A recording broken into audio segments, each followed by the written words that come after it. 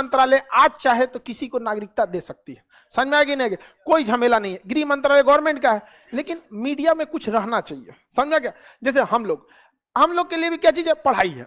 पढ़ाई खास करके जीएस इतना समुंदर है ना कि हमको आलतू फालतू चीजों को ध्यान नहीं देना पड़ता। लेकिन अगर वही छोटा सा पढ़ाई रहता तो हम भी अंट संट बताते हैं। हमारा जीएस ही इतना है कि अगर पढ़ाना चालू करे आदमी तो ये पूरा ही हमारा ये वाला जन्म खत्म हो जाएगा।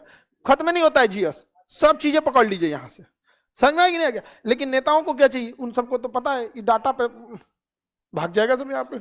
इसलिए आप इतने उम्मीद मत रखिएगा कि मीडिया में जाएंगे, किसी नेता से कहिएगा कि बताओ कितना स्कूल बना है, तो आपको मीडिया वाला बर्दाश्त करने देगा, तुरंत एंकर कहेगा।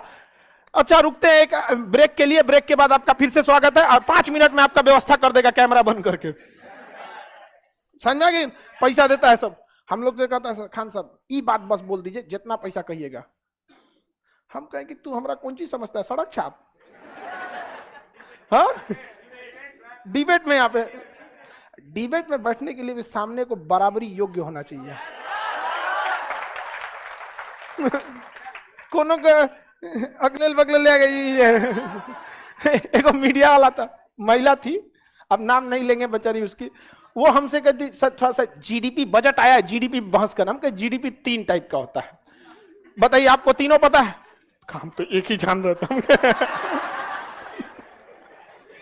Nominal GDP, PPP GDP, real GDP, आपको इकोनॉमिक्स में पढ़ा है ना। अब ये जो आप जीडीपी बहस कीजिएगा, इसमें से कौन से जीडीपी में कीजिएगा? अरे बाप रे बाप, ये सब भी होता है। तो ये तो हाल हो गया है यहाँ पे। चलिए हम लोग पहले समझते हैं एनआरसी, ठीक है, उसके बाद समझते हैं सीए। दोनों एक दूसरे का, एक है पहचान करता है एनआरसी और नागरिकता देता है सीए।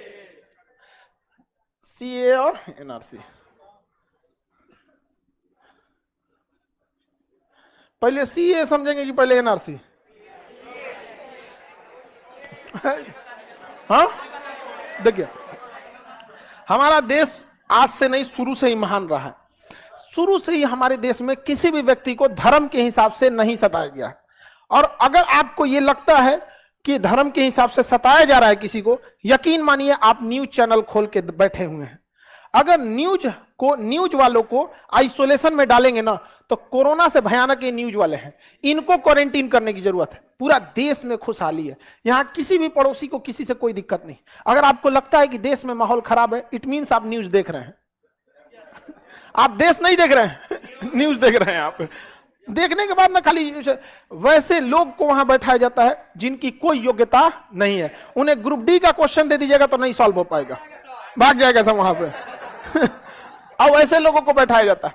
तो भारत शुरू से महान रहा है। जब भी किसी देश को सताया गया है तो वहां के लोग भारत में आए हैं, स्पेशली धार्मिक कारणों से जब सताया गया है। तो जब कभी आपके ऊपर धर्म के हिसाब से अत्याचार होता है तो इसे रिलीजियस परसिक्यूशन कहा जाता है। टेक्निकल वर्ड याद रखना है, क्या जी? Religious persecution. Persecution, religious persecution मतलब धार्मिक प्रताड़ना।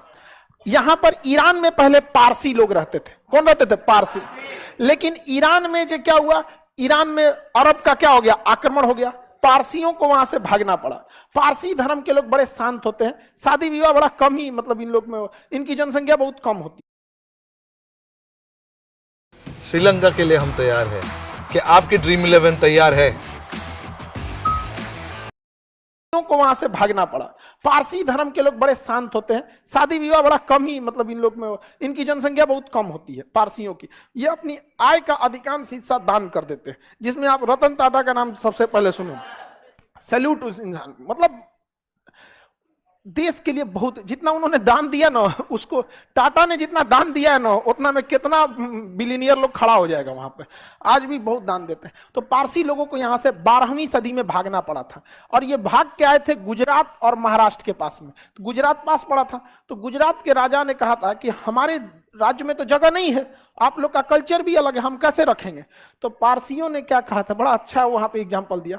दूध रखा हुआ था राजा के टेबल पर, उसका कि देखिए इस गिलास में पूरा दूध भरा हुआ है और उसमें थोड़ा सा चीनी डाल दिया। कहा कि जिस तरह से इस गिलास भरे में कोई जगह नहीं था, लेकिन चीनी इसमें संभाल गया, पूरा घुल मिल गया और इसके स्वाद को भी बढ़ा दिया। हमें भारत में जगह दीजिए, हम भी इसमें घुल मिल जाएंगे, कोई तकलीफ नहीं देंगे, बल्कि भारत को और आगे बढ़ाने में सहयोग करेंगे। और वो बहुत अच्छा से उन्होंने सहयोग किया। वो बहुत कम है, उनकी परसेंटेज में भी, संख्या में भी नहीं आते, दशमलव में आते हैं लोग परसेंट में, लेकिन बहुत शांति प्रिय रहे। तो 12वीं सदी में हमने किसे शरण दिया? जब पहला एक रिलीजियस प्रोसिक्यूशन, दूसरा 1947 में जब देश